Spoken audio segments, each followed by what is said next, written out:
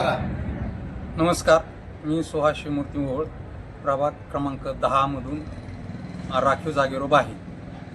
सिद्धार्थनगर आणि मौलवी जमाळ इथून मला कांबळे आणि मदारी समाज आणि कुरेशी या समाजाचा पूर्णपणे पाठिंबा असून मी दलित चळवळीत काम केल्यामुळे मला सर्वजण ओळखतात आणि सर्व प्रभाग हा मागासवर्गाचा असून त्यांचं सामाजिक काम करण्याची मला जी आवड आहे त्या आवडीच्या जीवावर मला लोकांचा चांगला पाठिंबा असून मला येत्या काळामध्ये या प्रभागामध्ये जे अतिक्रमण आहे हे कायम करून लोकांची सेवा करण्याची संधी करण्याची मला अभिलाषा बाळगतो. आणि जे मागासवर्गीयामध्ये जो प्रकार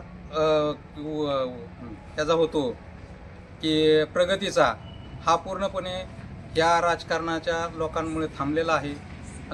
पहिल्यापासून जे लोक मोठी होत आहेत आणि तेच घराणेशाही आज चालू होत आहे. मी आज 15 ते 20 वर्षापासून या भागामध्ये काम करत आहे. मला भाजपचे बी लोक पदाधिकारी यांचा बी चांगला सपोर्ट आहे आणि राष्ट्रवादी काँग्रेसचे सर्वेश्वर संजय मामा शिंदे आणि जिल्हाध्यक्ष उमेश पाटील साहेब यांचाही मला चांगला सपोर्ट आहे. आणि यांच्याच सपोर्टमुळे मी मागासवर्गीय वार्डमधून निवडणूक लढवित आहे. तरी सर्व जनता ही माझ्या पाठीशी असून माझा कोणत्या चिन्हावर निवडणूक लढवत आहे तुम्ही? तरी मी यांच्या जीवावर निवडणूक लढवित आहे.